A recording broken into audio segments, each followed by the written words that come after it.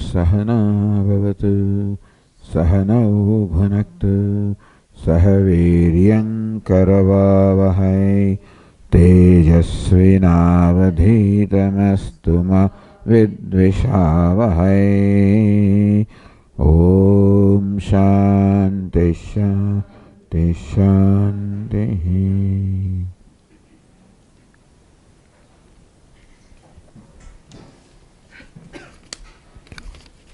So before answering these questions,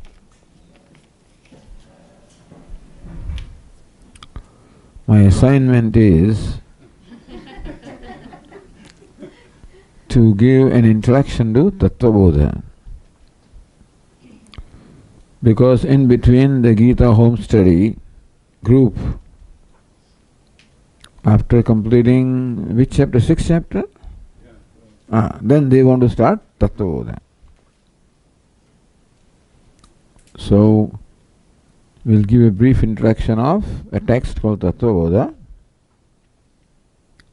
If there are any questions, then we'll answer. And there are some questions here also. So, Tattvabodha is an introductory text of Vedanta, which describes in very simple language the basic terms and concepts of Vedanta. Vedanta means the end of Veda, which means the Upanishads, and what Vedanta or Upanishads teach us is the means of becoming free from all unhappiness and attaining happiness. This is what every human being is seeking. Sukha prapti, dukkha nivritti. Sukha prapti means attaining happiness. Dukkha nivritti means becoming free from dukkha, unhappiness or sadness.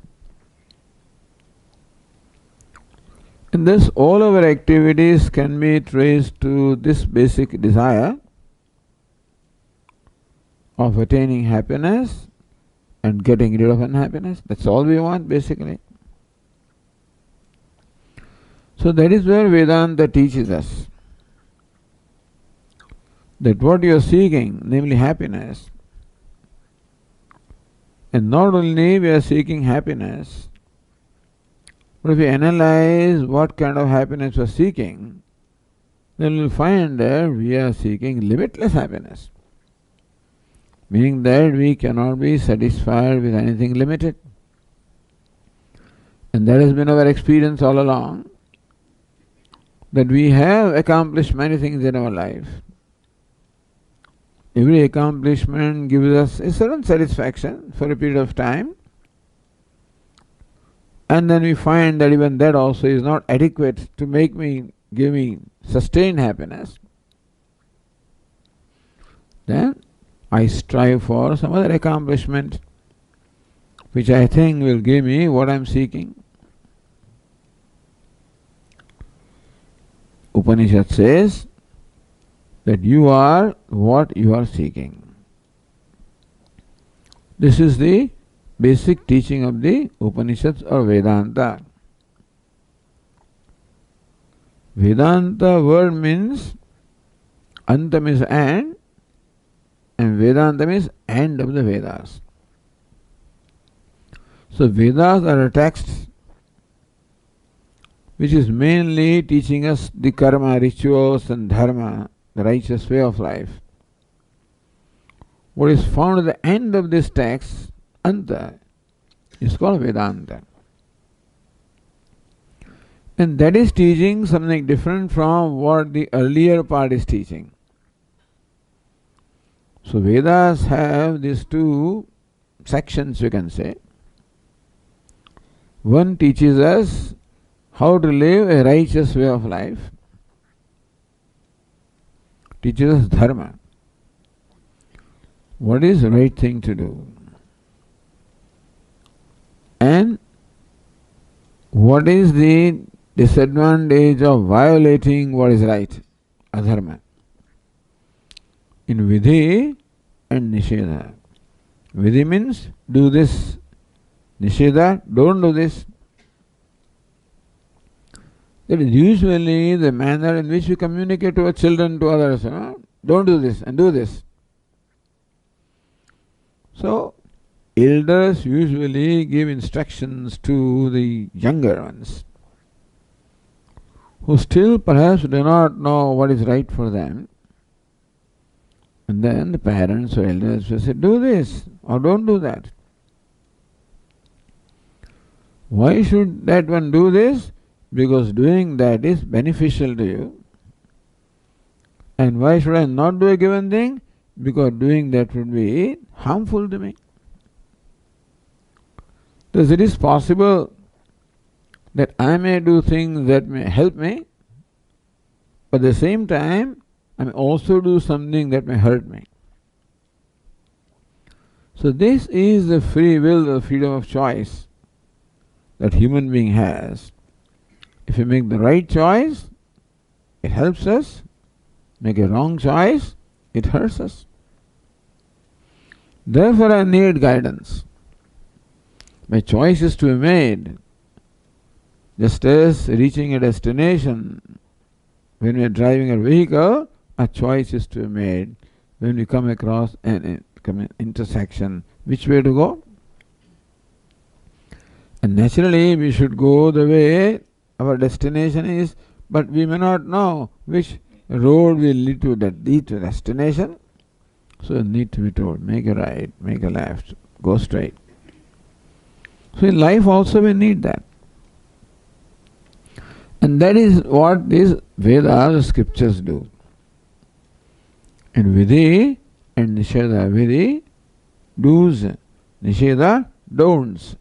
In that manner they teach us what is the right way of living. That's called dharma. Dharma is the righteous or the right way of living. Other thing that they teach us is, because we have so many desires, they teach us also what is it that we should do to fulfill a given desire. Those days people may have a desire for wealth in form of cattle. So if you want cattle, perform this ritual. You want progeny, perform this ritual. You want heaven after death, perform this ritual. So to satisfy the desires of human being for happiness in this life as well as in life hereafter, the Vedas also provide us the means for achieving those ends.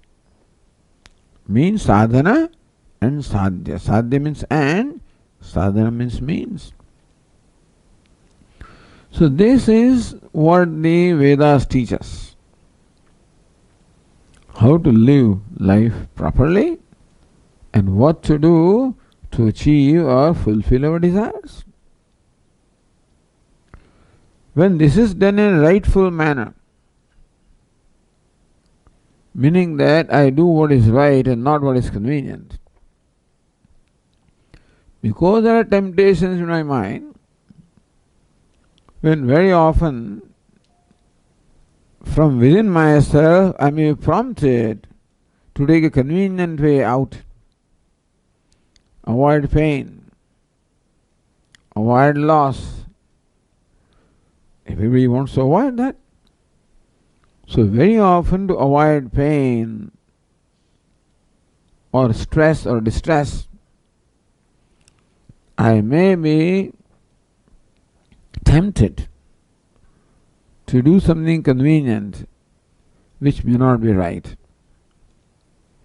So this tendency is there because we have those temptations within ourselves. Sometimes I may wind up doing something wrong when I am controlled by my impulses. Out of anger I may do something which is wrong. Sometimes I am very greedy. Then also I become very selfish. And I may as well violate the rights of others to fulfill my greed or desire. So thus there are tendencies in a human being to violate the values or violate dharma whenever human being is controlled by his impulses, which are broadly called raga and dvesha, attachment and aversion. So whenever I act as prompted by attachments and aversions, raga and dvesha, then in all likelihood I will do what is harmful to my own self. Although I think that I am doing something which will help me, which will make me happy, but I do not realize that in the short-term gain, a long-term pain is involved. So I may have a tendency to make a choice which gives me short-term gain, not recognizing it involves a long-term pain. So Vedas would tell me, you make a choice which may involve a short-term pain but long-term gain. So when I do that, when I trust what they tell me, when I trust my parents, for example, to do what they ask me to do, even though I may not understand why they ask me to do. Similarly, the one who has the shraddha or the faith in the scriptures will follow those instructions. And by doing that, by even accepting the short-term pain, there is the long-term gain, meaning that following life of dharma does involve some pain. Without pain, there is no gain. So one who is willing to go through that pain, which is all demonstrated by our scriptures such as Ramayana, Mahabharata, Dharma Granthas.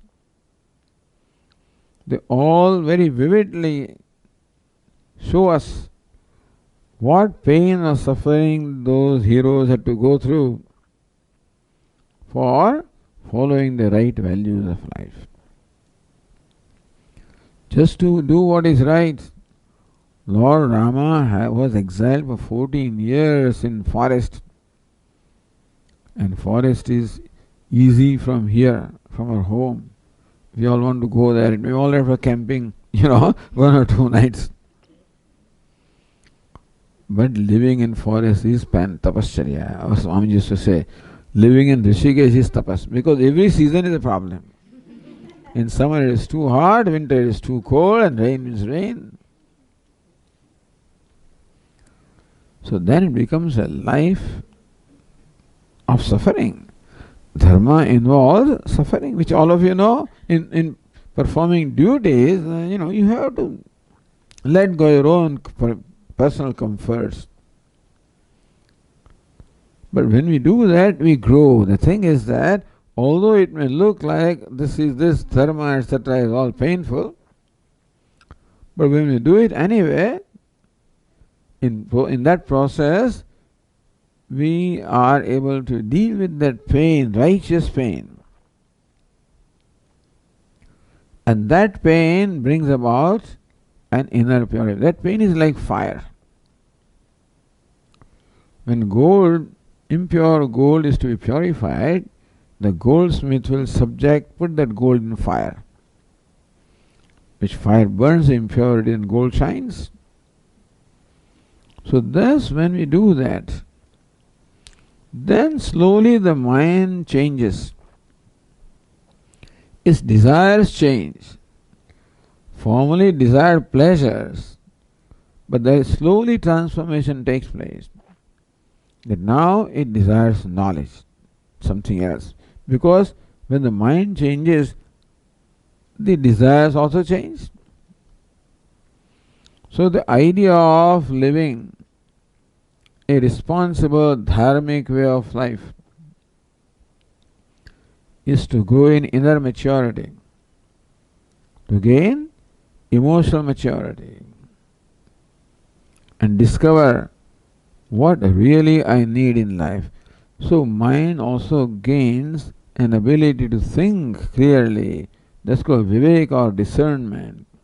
And realize what it is that I'm seeking.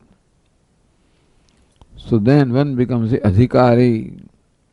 One becomes a fit person, fit for the next section, which Upanishad or the section dealing with self-knowledge. Upanishad means self-knowledge. So by purifying the self, we become fit for self-knowledge. And then you go to a teacher and the teacher imparts that knowledge to you. That section is called Upanishads, which is usually in the form of a dialogue between the teacher and Guru and Shishya, teacher and disciple. So most of our texts are found in dialogue form, like Bhagavad Gita, Sri Krishna Arjuna Samvade, dialogue between Sri Krishna and Arjuna. And so also the Upanishads are also in the form of the dialogue. What it means is, how the dialogue comes about. How did the teaching of Bhagavad Gita, how did it come about? When Arjuna asked Lord Krishna to enlighten him, Yasyasyat nischitam bruhitan me. Please teach me that by which I can gain the well-being in my life once and for all, nishreyasa. Meaning, I will be once and for all free from all pain and sorrow. Teach me that. In response to that request from Arjuna came the whole teaching of Bhagavad Gita. In between also you find Arjuna asking questions when there is a doubt or where there is a jignasa or desire to know further. So Shishya has the freedom, was given the freedom to ask questions. Questioning is one thing, asking question is a different thing. The Shishya, disciple, does not question the Guru.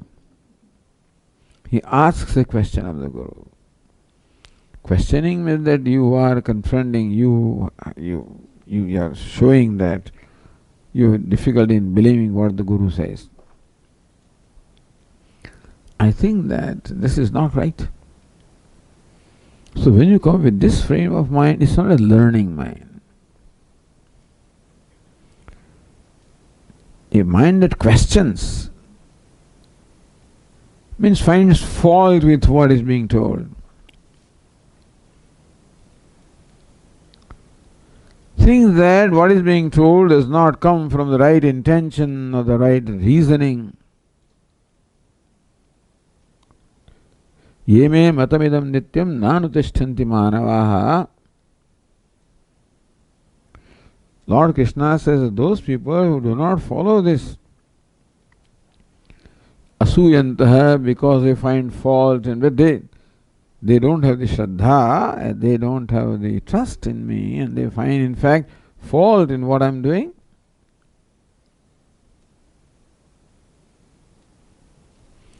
So that is not the right way, that is not a learning mind. But that is called emotional maturity when you gain a learning mind. See, that's also one of the things.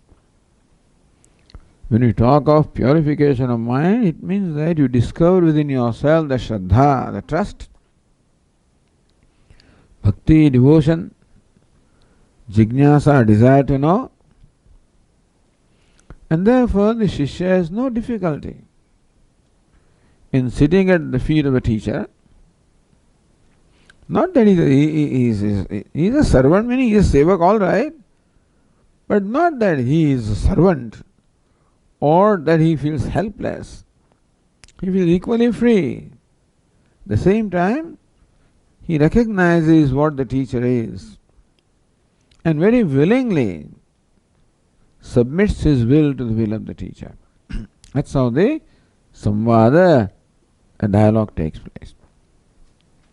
There are different ways of conversation. There is what called Jal Vitanda, Jalpa, Vitanda, Vada, where you just want to make your point correct, right, that's all. There the intention is not to learn what is right, but what I say is right, and arguments. Or what you say is wrong, the another way. Like Indian Parliament, what you say is wrong. Opposition has nothing to say what is right. What this person did wrong. Vitanda. But that is not the conversation between a guru and it's a samvada. Sri Krishna Arjuna samvada. Vada. Vada is a kind of dialogue that takes place where the desire is to arrive at the truth. In samvada, even it's better than that in as much as the disciple has trust and therefore he arrives at the knowledge of truth based on what the teacher teaches him. So therefore we find Vedanta in the form of dialogue between the Guru and Shishya. So primary meaning of Vedanta is Upanishad. Veda and what is found at the end of the Veda, a text that are Upanishads, which subject matter of which is self-knowledge.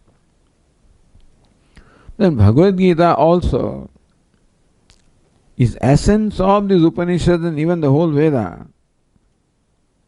And that is also included in Vedanta.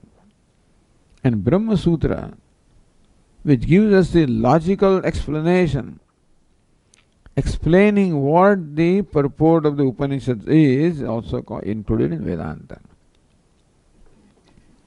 So Upanishads, there are a number of Upanishads. The whole body is called Upanishads. Bhagavad Gita and Brahma Sutra. These are three pillars for the whole, structure of Vedanta. Edifice of Vedanta is built on these three pillars. And then many other texts were also written. First of all, Bhagavan Adi Shankaracharya wrote commentaries called Bhashya upon all these three. And then there is the other learned scholars in that tradition get explanatory notes called Tikas.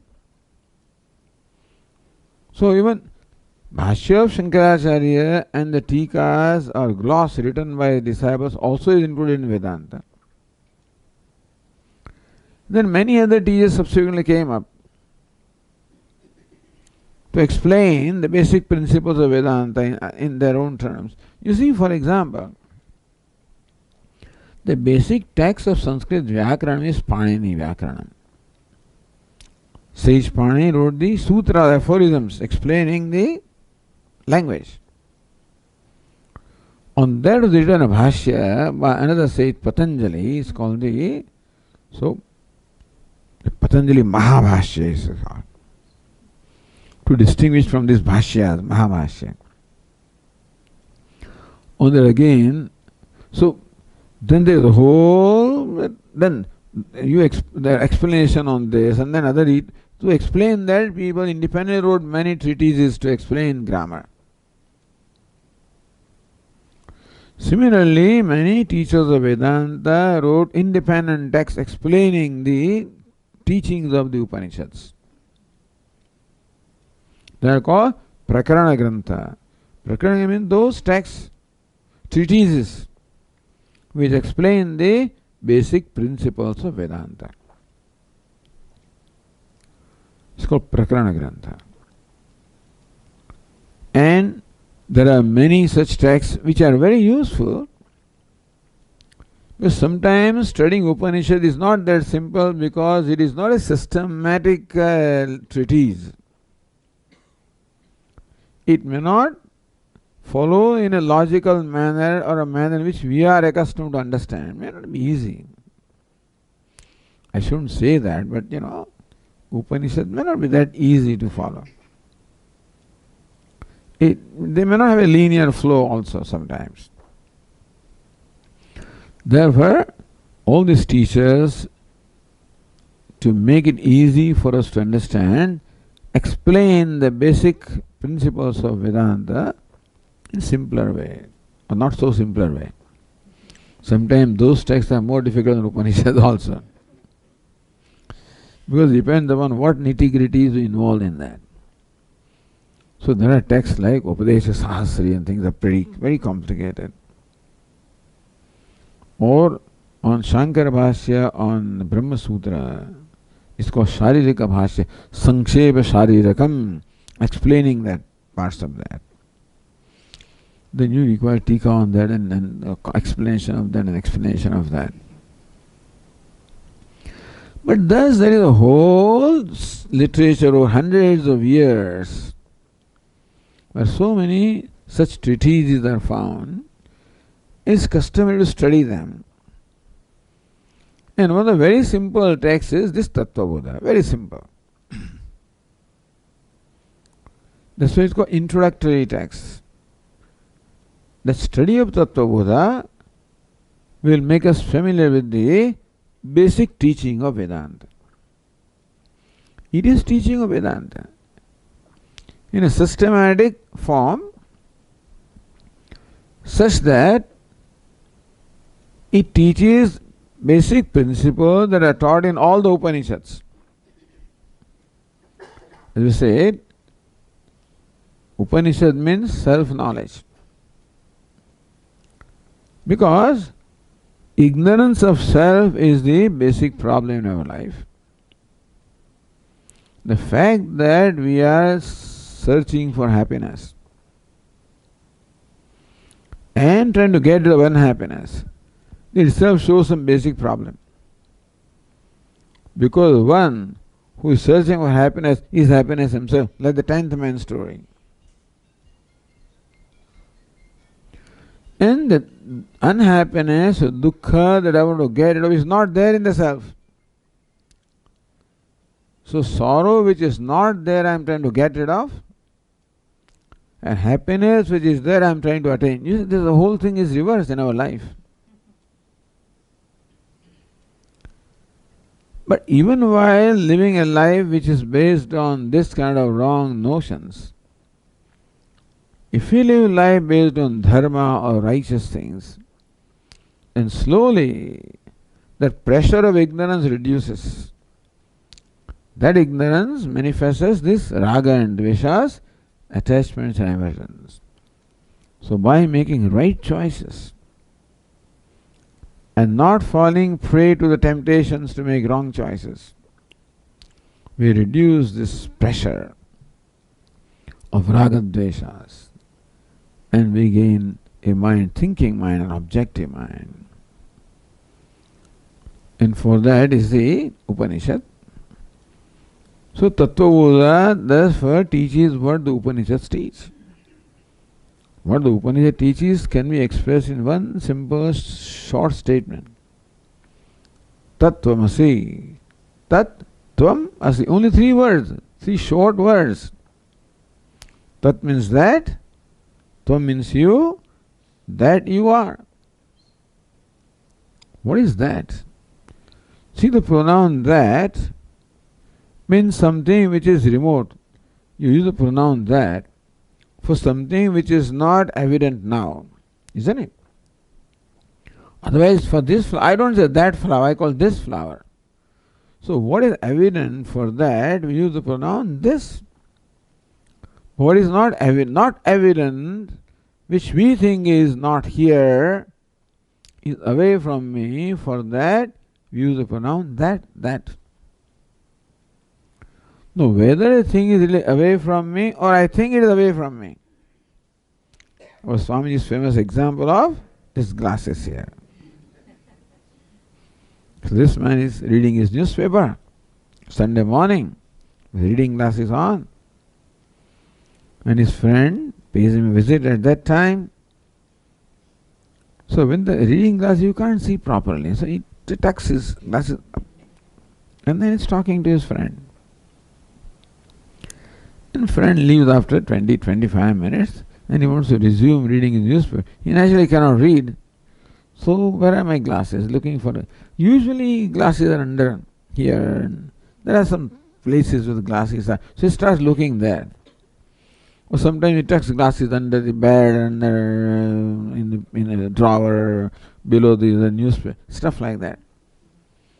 So all the familiar places where he usually puts his reading glasses, he searches for.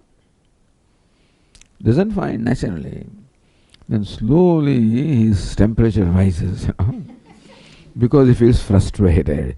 He cannot find. He wants to read that because that fellow came and some article is half complete. He wants to continue with that.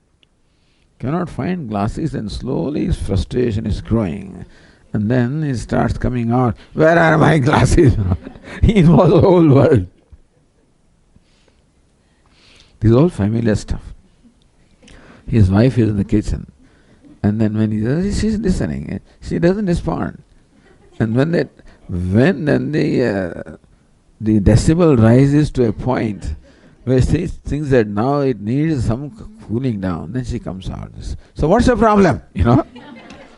That's the way they converse with each other in privately. Where are my glasses?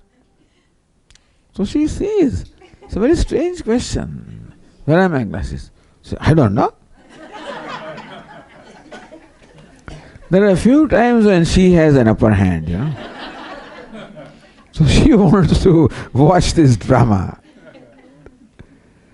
And the conversation, she doesn't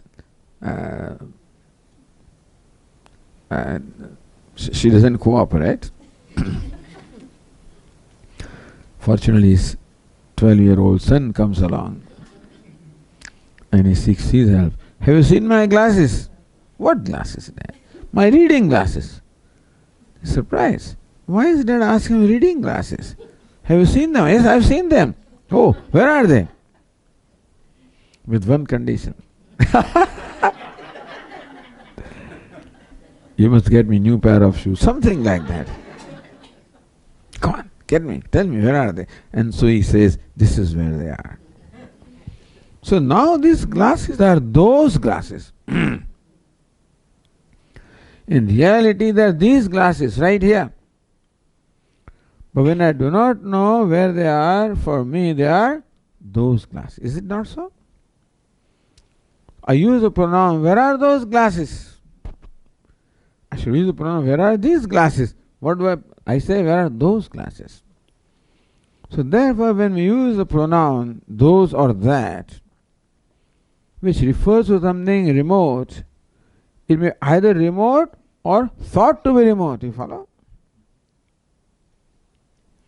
So here, the answer is not searching for the glasses or getting them. Here, it is to know that the glasses are already here. So that thou art, that which you think is remote, that which you think is away, what is it? That happiness? Thou art, that's what you are. Here happiness is called Brahman, because limitless happiness. You are Brahman, you are limitless. Simple teaching, that's all it is. By the Upanishads. And so, every Vedanta text also takes this statement. It's called Mahavakya.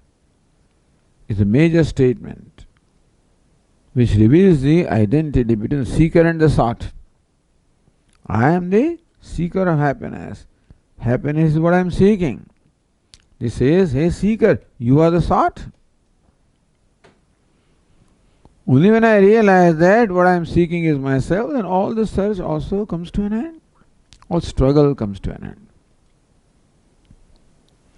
And all sorrow was only generated from that frustration of searching for glasses. All of us frustration. Not realizing that I already have them.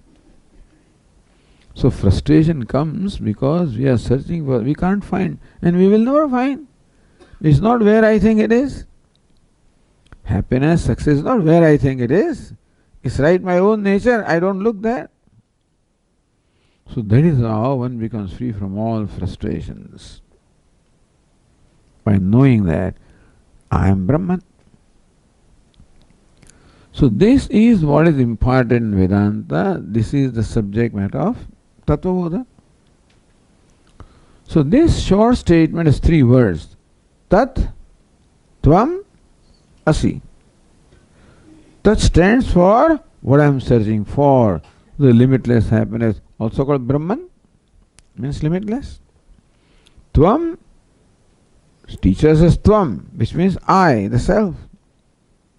Asi is the equation. Tat is equal to Tvam. And Tvam is both equation both ways. Tat is equal to Tvam and Tvam is equal to Tat. You are Brahman and Brahman is you. So, this is primary subject matter of Tattvabodha. So, first you start with Tvam. Who am I? But then Tattvabodha also starts with what kind of preparation a student requires in order to qualify for or to benefit most from this teaching. It's called a qualification. In fact, every text discusses what we call Anubandha Chatushtaya. The 4 factors which we should know before we proceed to study anything. And first is, who is Adhikari? Who is a qualified student? Who is qualified? Meaning that who will most benefit from this. So, Tattvabodha also discuss Adhikari. Sadhana, Chatushtaya, Sampanna. One who is endowed with or possesses this 4-fold inner qualification. Sadhana, Sampanna, Adhikarinam, Moksha Sadhana Bhutam, which is the Tattvaveka Prakaram, Vakshyamaha. We will now tell you the method of Viveka. Tattva Viveka. How to discriminate Tattva from what is not Tattva. That will tell you how to gain the discriminative knowledge of Tattva, the truth. Sadhana, Chatushtaya, Sampanna, Adhikarinam. For those who possess this 4-4 inner wealth. So Tattvabodha discusses Adhikari. Who is a qualified student? Who is a qualified student? One who possesses this 4-fold qualification. What are they? Viveka, Vairagya, Samadhi, Shadka Sampatti, Mumukshutvam. This is first delineated. Viveka, discrimination, to separate Atma from Anatma, real from unreal. Basically, what is Viveka? To recognize that what I am searching is to be discovered as my own self. That's the primary Viveka. That happiness or success I am searching for outside is not there. It is my own nature. When that is recognized, then my life completely gains a new direction. Is it not so? Now, instead of searching for success there, I should search within myself, from myself, as myself. So that happens when my mind is turned around from its external search. Its turnaround is made inward. How does it happen? When I realize that what I am searching for is not to be found there, is to be found here. So there is disillusionment, first of all, that I thought that what I wanted was out there in the world or in heaven, not there. It is in my own self. And therefore, I become disillusioned, meaning I become disinterested, dispassionate. No more any attraction for those things which I formerly had, not realizing that what I want is they don't have. Viveka, Vairagya. That Vairagya or dispassion results into Samadhi, Shatka Sampatti, gives me Shama, tranquility of mind. Dhamma, a control over myself. Uparama, the mind becomes abiding in self. Titiksha, forbearance. putting up with all kinds of pricks and pins of life. Shraddha, a trust in the teacher and the teaching. Samadhanam, the single pointedness of the mind. All I explain. As a result of all of this, mumukshutvam, a keen desire for moksha. So who is the most adhikari, qualified student for knowledge? One who has desire for knowledge. Who is qualified for food? One who is hungry. So who is qualified for knowledge? One who wants knowledge. But our Swami used to say he wants knowledge and helicopter also. Knowledge I want, but this I should have, and that I should have, and this I should have, and this I should. So many other things also occupy my mind because the priorities are not quite clear. I want knowledge all right, but not only knowledge. So this should be there, my comfort should be there, this must be there, etc., etc.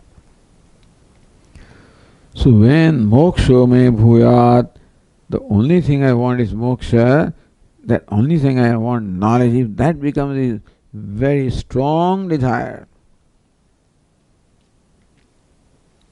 stronger the desire, more fit we are for the knowledge, for any knowledge for that matter. You go to study PhD, but you want to learn, isn't it? So similarly you want to learn. So thus, Tattvabodha first discusses the frame of mind which is most fit for gaining this knowledge. And then tells us what is Tvam, what is Tat, what is Asi, what's the nature of self, in the form of dialogue. Tattva Viveka means Atma Anatma Viveka, separating Atma from Anatma. What is Atma? Atma kah. What is Atma? Sthula Sukshma Karana Sharirat Vyatiriktaha Panchakoshatitaha Avasthatraya Sakshi San Satchidananda Swarupa Sanyastishtati Sa Atma. That definition is given. Sthula Sukshma Karana Sharirat Vyatiriktaha, one who is different from the gross and subtle and causal bodies. What is gross body? What is subtle body?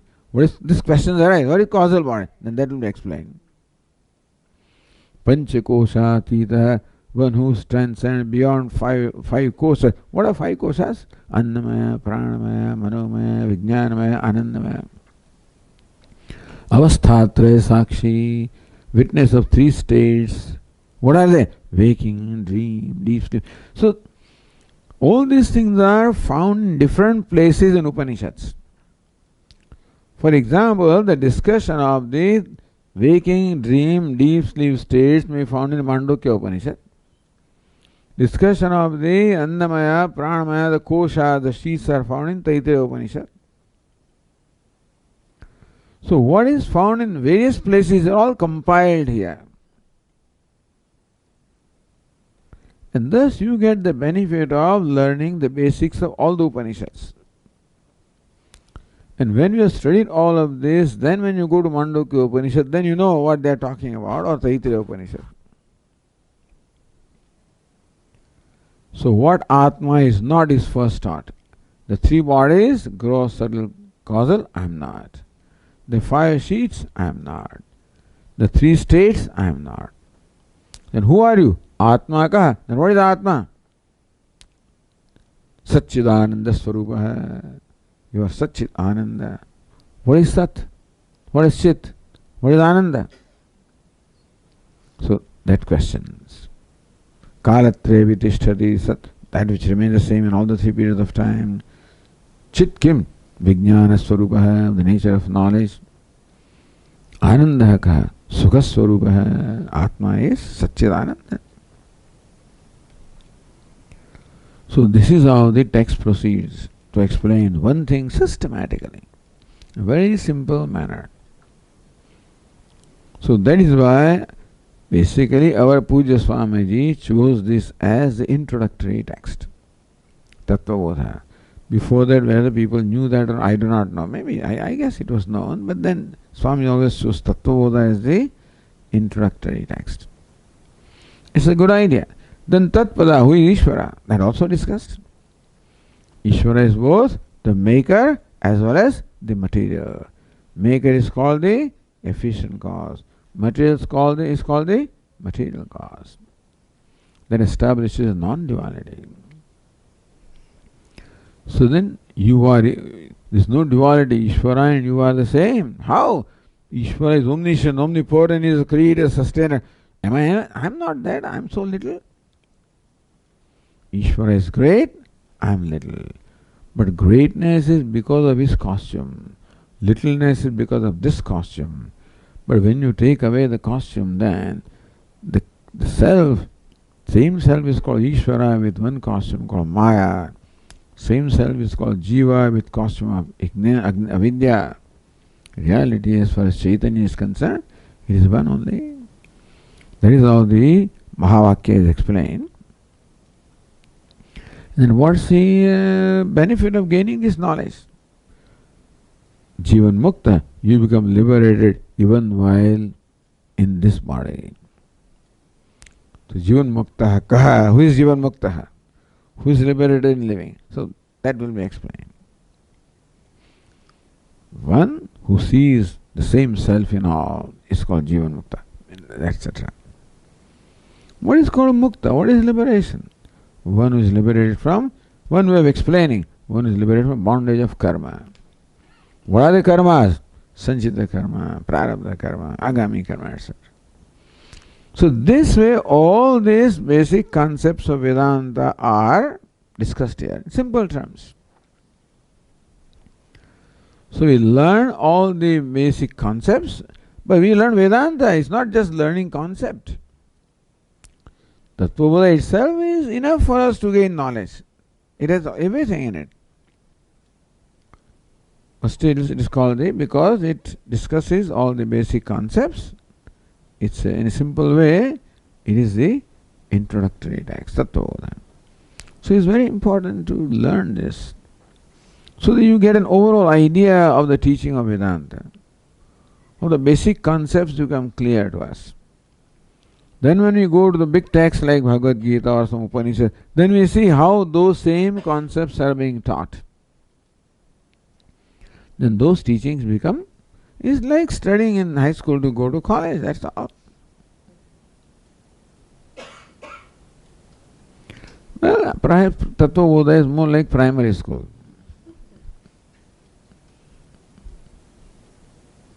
Then there is middle school, Viveka Chudamani, etc. High school, Panchadashi, university, Upadesha Sahasri, PhD, Brahma Sutra, things like that, that's how.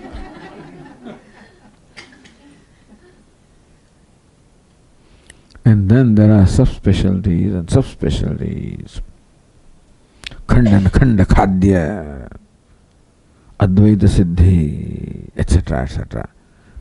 That will require your mind will turn into curd. Milk is turned into curd, So those kind of texts. So there are all levels of texts here. We don't need to go to all of that, but we do need to study this basic concept so that we have clarity about what it is that Vedanta is teaching. And then again you go to Bhagavad Gita, it becomes clearer. Upanishads becomes clearer. So that's the purpose of the Tattvabodha. That's the basic scheme and content of the text called Tattvabodha. So any questions on this?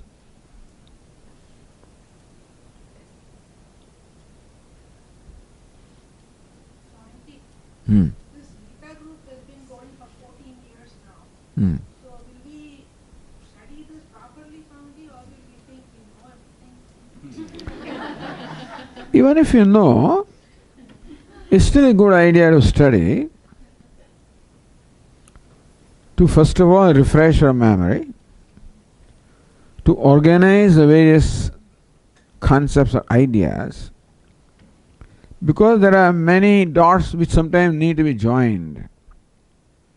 And so, some vagueness may be there, some dots may not be connected. And even if we know, you are studying for 14 years, I am studying for 40 years. And studying. Same thing, in different ways. But every time you study, it gives you some new insights.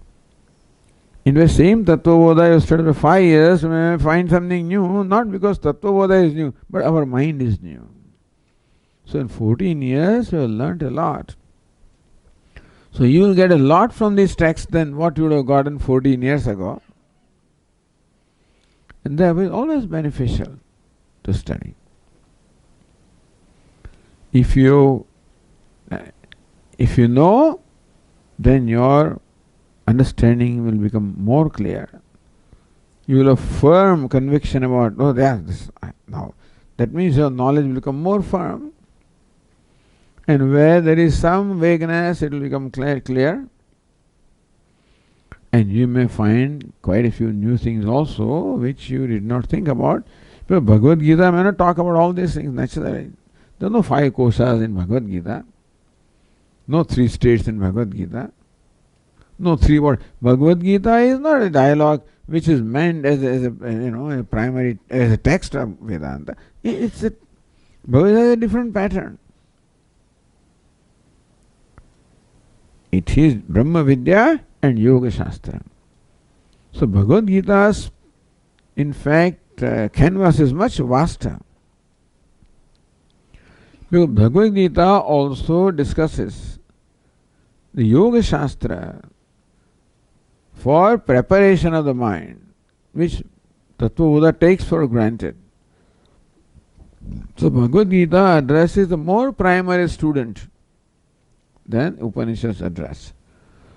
And so, whether Bhagavad Gita or anything that you are studying, it will be a good change and will give you a way of thinking and a way of approaching things. So, studying this kind of text is always beneficial.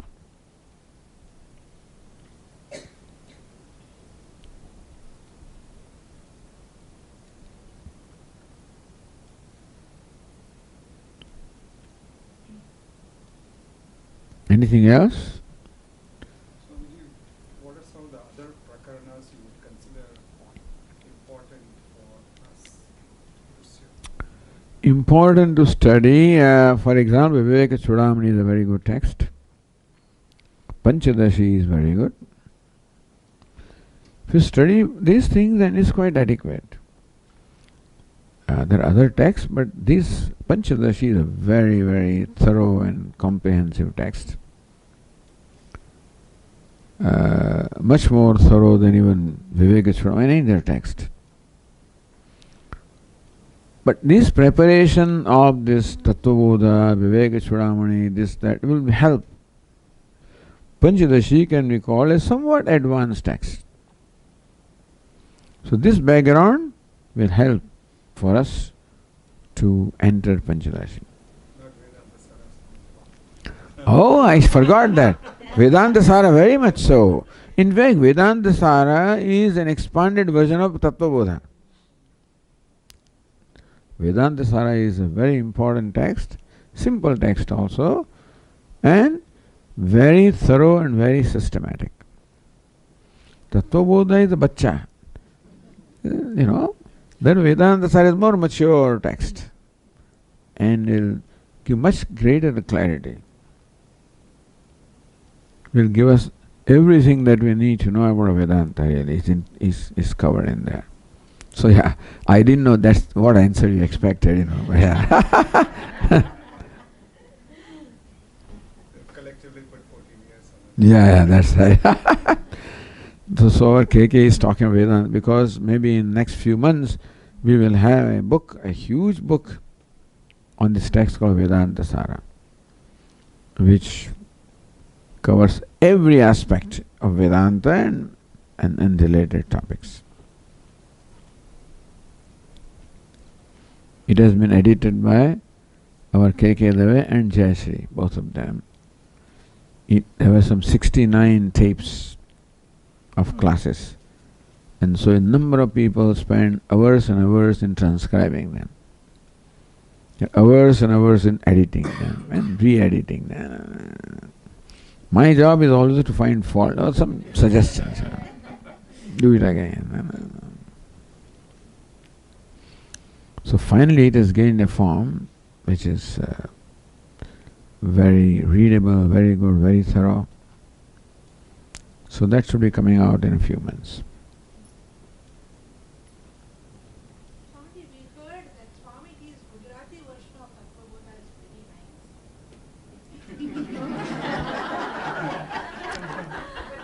nice. Simple. It is simple. You also have an English version that's published by Tattvabodha. But we have Puja Swamiji's Tattvabodha, and see, Puja Swamiji has a style of teaching and unfolding which is very insightful. Not only Swamiji has insight in Vedanta, but insight in the human mind, and that therefore all those insights also come in whatever Swamiji talks, and therefore in that book also. So studying the textbook Tattvabodha written by Puja Swamiji, making that as a basis for the study would be certainly very, very very proper and helpful. There are, I'm sure, other versions of this text. Ours is Gujarati, but that's okay. It's not so, but We are looking into that Swami Paramatmananda still, Swamiji. sure. It's The Paramat. a book though, it's a soft copy online. So, trying to, can we do both, Swamiji, cross-reference? I don't know why you have to do both. I mean, it's not necessary. I'm sorry, Paramatmananda is always a great teacher. There's no question about it. But then every teacher is his own style. In that sense, both are great, but still a different style is there. Terminology also, yeah, everybody develops his own terminology. And so, since we have been listening to Puja Swamiji for all these years, my usual recommendation is not that something else is not good or anything, but it is our familiarity and exposure. We find this one more conducive to the style with which we are familiar. I can't say one is better than other or something like that, but this may be more suitable. These examples are more practical. Puja Swami's book, the examples are very practical. Very practical. Like security, we talk about crutches, Mm-hmm. which makes it very clear to you what Yeah. Now, his insight, Swami, insight in life basically, and his keen observation about things. That's what a teacher is. Like you find Shankaracharya, his keen observation. He looks around and he finds only Vedanta everywhere. So he looks at moon and looks at there. Everywhere he finds something.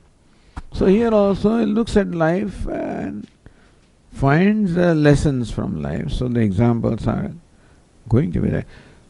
I haven't read, I don't know that other book has or doesn't have, but I'm familiar with Puja Swamiji's books myself and have found them to be very, very insightful. Even now also when I take up something simple, I just enjoy reading that. It's